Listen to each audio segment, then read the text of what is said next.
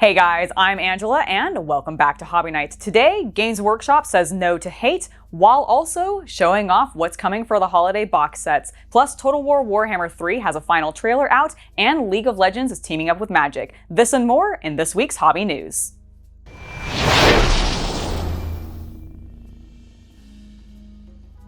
Let's start with a little bit of a serious subject. While hate may fuel the 41st millennium, it doesn't fuel Games Workshop as a company, and they made a statement as such on their Warhammer Community site because recently there was an event that was held in Spain, I believe, where an individual or a group of individuals came in wearing hate iconography on their clothing, and when complaints were made by the people attending this event and they weren't asked to leave, that got a lot of people really upset. And so GW put out this statement saying, hey, we're not about that. We want our community to be safe and friendly and everybody is invited to it, and we don't support hate despite the fact that the Imperium is evil. Everybody in the 41st millennium is evil. And this is a great thing for them to be saying because I don't want hate in our community. I have found that over the years, the community has gotten incredibly friendly, very open-minded, and very inclusive, and I only want to see that grow. So I'm really glad to see that they have jumped on this immediately and said, hey, this is not part of us. There was one contradictory thing in the article, and that was that they said everybody was evil, yet they do kind of constantly portray the Space Marines as very heroic. They even have an entire line of products called Space Marine Heroes, and if they're wanting to claim that everyone's evil, they might also want to address how they do portray some of these characters very heroically and like they are the good guys, despite saying that there are no goodies in the 41st millennium. Let me know what you think about this in the comments. I think it's an interesting subject. I'm curious to see how GW continues to approach this, but I am really happy to see that overall, as a whole, on social media, the community, the Warhammer community, you guys have been like, no, we don't want this. Let's keep that up. Let's keep this a safe place to play. All right, now let's talk about something way more jolly because we have some holiday sets, which I genuinely was not expecting to see this year because they've come out really late. And in fact, we don't even actually know their official release dates for any of them, nor do we know any of the prices for any of these products. But let's run down what we're actually getting, starting with Lord of the Rings, because they have a Rohan Stronghold set, which is a massive terrain set that includes, I think, 6 of those Rohan houses that they recently released earlier this year. And so if you're wanting to get together a really big fantasy set, either for a Lord of the Rings battle, or perhaps maybe your fantasy battles for old Warhammer or even Age of Sigmar, this set might be a great one to pick up because it's 8 kits in total, all bundled into one thing. Should be a pretty decent deal. Additionally, they have a board game coming out for Lord of the Rings, celebrating, I think, an anniversary of the movie launching and everything, and it is called Lord of the Rings Battle in Balin's Tome.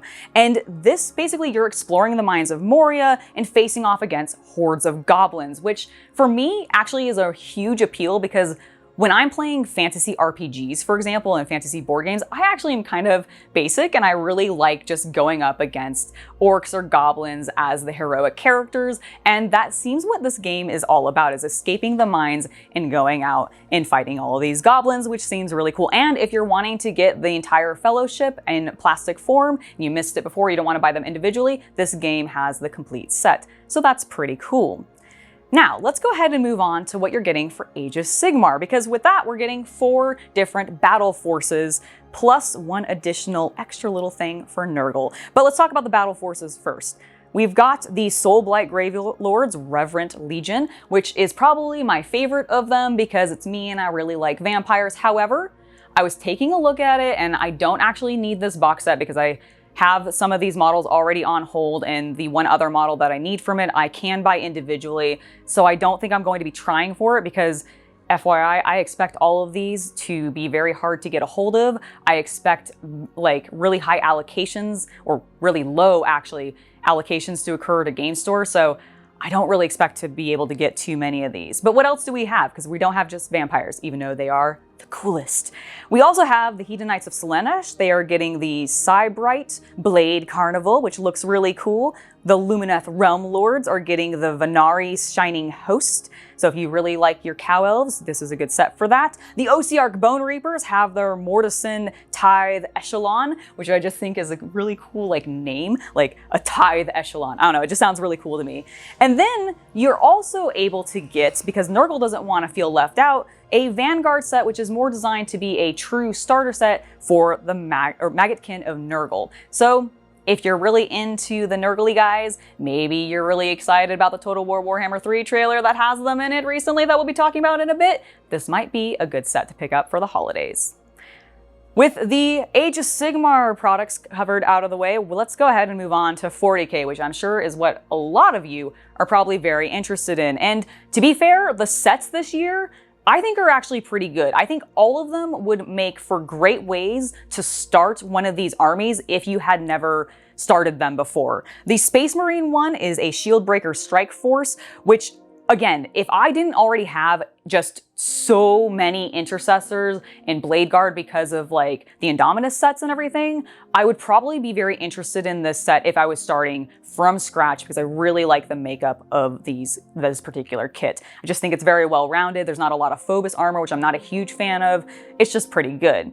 The Adeptus Sororitas are getting the Purgatos mission, which again, if I didn't have a ton of Adeptus Sororitas already, I'd probably also be picking this one up because I think it's a pretty solid lineup. The Adeptus Mechanicus are getting the Omnissiah Talon, and I have a question for AdMech players because I see these models in all of their sets. Do any of you guys actually run the guys with the wings that kind of look sort of baddish or whatever? I see them in every set and I feel like I never see anybody actually running them, so I question why GW keeps giving them because otherwise I think it's a pretty neat looking set. The Death Guard. Now, as a Death Guard player, I absolutely do not need this box. It's a wonderful box. I actually think it's really, really great. It's the Plague Fester Warband, and in it you get a lot of vehicles, which I really, really love. I have talked a lot about how I like the Myphetic Blight Haulers. You get 3 of them in this box, which is what I like to run. Plus you get a Plague Burst Crawler, which is also exceptionally good. Plus you are always going to want Plague Marines, and you get some Terminators. The only thing that actually seems to be missing from this set, oddly enough, is an HQ. They have the icon bearer guy, but I don't actually know if he's a legit HQ or if they're just repurposing him. Because I do think I have one of those, but I feel like he's on too small of a base to actually be a leader. But regardless of that, this is still a really good box and those vehicles are totally worth it. So I would, and the Terminators. I mean, really, just the whole box is really good. It's a really great one. But the one I want, the one I'm actually going to try to get my greedy little hands onto, is the Necron Whirlscour Legion, because everything in that box our Necron army could use. I want the walkers, I want those the Ophidic Destroyers, I believe is what they're called, the ones with the tails and everything that kind of look... Ophidian, I apologize, I mispronounced it. But the ones that kind of look like Wraiths, I don't have any of those yet, we need them. I only have 1 squad of Flayed ones because of a Kill Team box set that I have, but I want more because I have plans to paint them, and I think it's going to look really cool because they're going to have various flesh tones on all of their fleshy bits, so it'll be rad. But yeah, it's a really cool set, I really want it, I'm hyped for the Necrons. And then we of course have the final set that's coming out for 40k, which is the Orcs Kildaka Warband. This is the set that has me going, what? A little bit when it comes to it, because everything else is relatively newer models and has, I think, a really great makeup of things. In the Orc set, it's a bunch of older models that have not had new, versions of them for a while. I don't know, I mean, the plane is cool, don't get me wrong, but I just don't know with the current flyer restrictions that just happened, if that many people are gonna be gung-ho to get another flyer randomly in a box, because I do think that happens fairly consistently for the Orcs. So it's just kind of a little bit of an odd set when everybody else is seeming to get very new things. I just assume it's because the Beast Saga box came out recently, and maybe they're assuming people are oversaturated. But who knows? Let me know what you think down in the comments. Hello, Imperial Citizen. This is your regular reminder to subscribe to the channel and hit the Emperor's bell for notifications. And if you're feeling particularly devout, you can join my Patreon where you'll get exclusive unboxings, behind the scenes content, and more. Now, let's go ahead and get back to the video.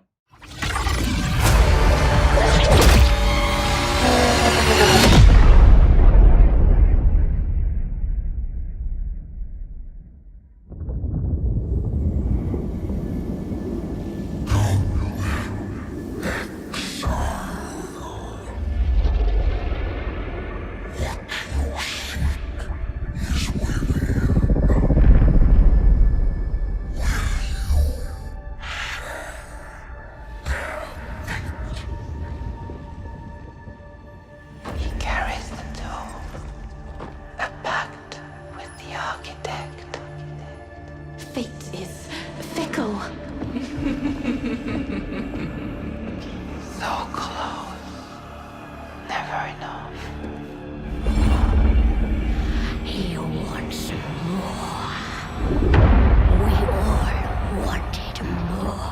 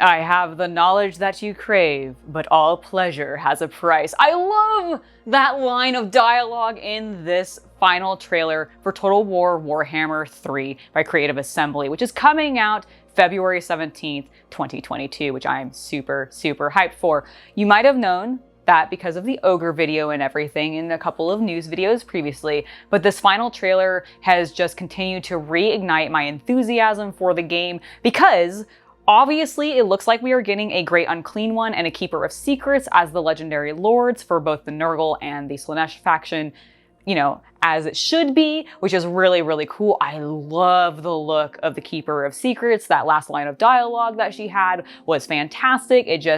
I love that they used knowledge, not an association with Tzeentch, who is also still a huge factor in this game, and tied it instead to Slaanesh with the pleasure. And I thought that was fantastic. Plus, it delighted me to see all of the little Nurglings hopping all over the place because one, not only did when they like jump onto some sort of Hedonite that was running with the Slaanesh. I don't actually know what it was specifically, but when they jump onto one of them and he just starts like flailing, it's just so cute. Then if you look when the Great Unclean One, who I think is the legendary lord, is like swinging his sword, as he hits it, little Nurglings pop up. And I don't know if that is like an effect of the actual weapon or like when he hits things, he just summons Nurglings.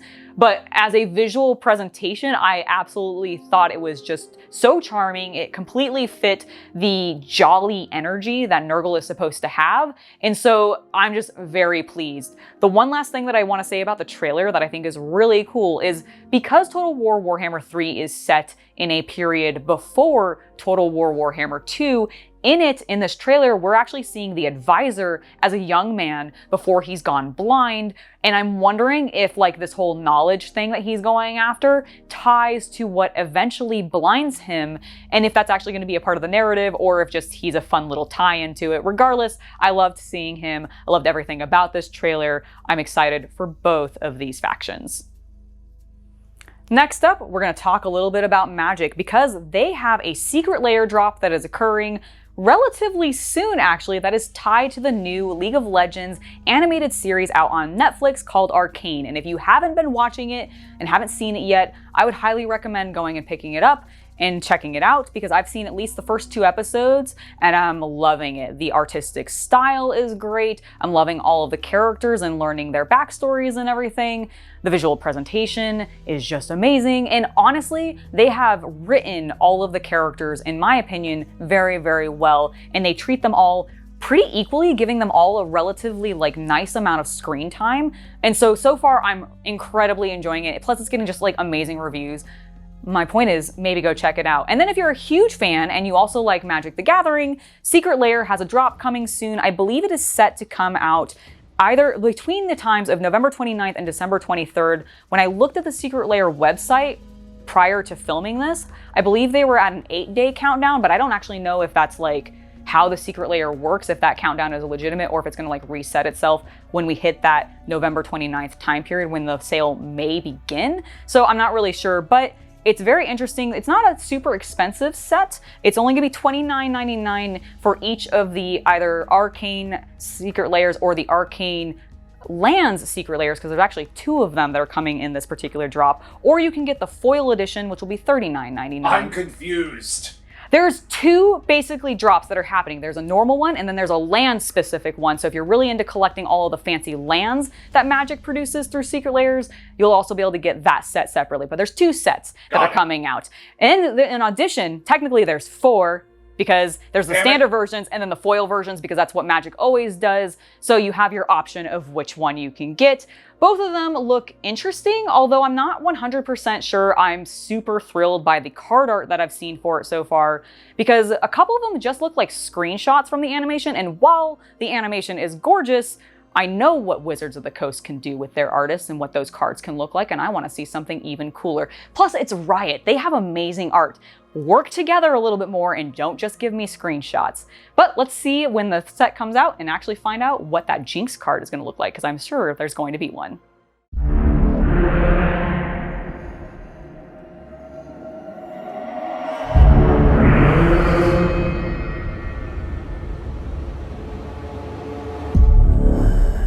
You will come to realize that the blood is your master.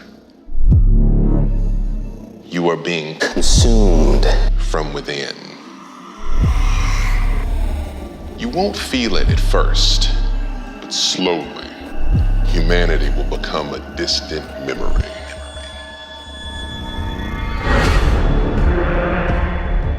You will know that you lived as them, but it will fade like a dream. You will only have the memory of a memory until you are a slipshod effigy of who you were. The beast within will wear your skin as long as it gets fed.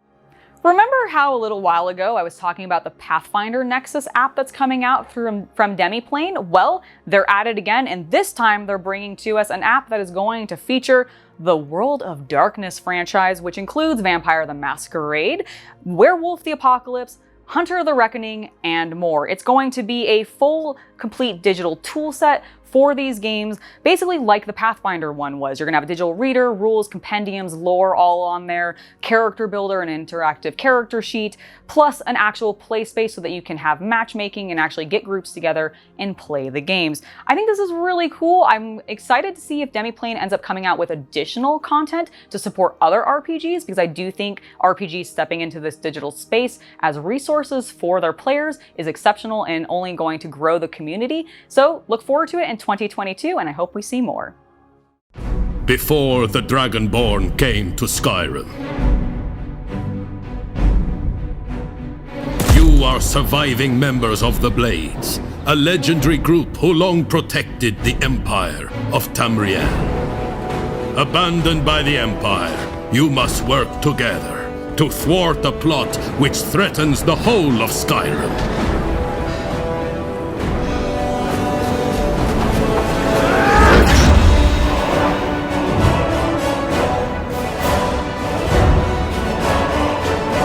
Build a unique character in the world of the Elder Scrolls.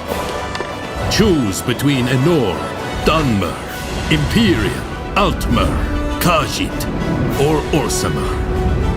Equip your character with a wide range of weapons, spells, and armor.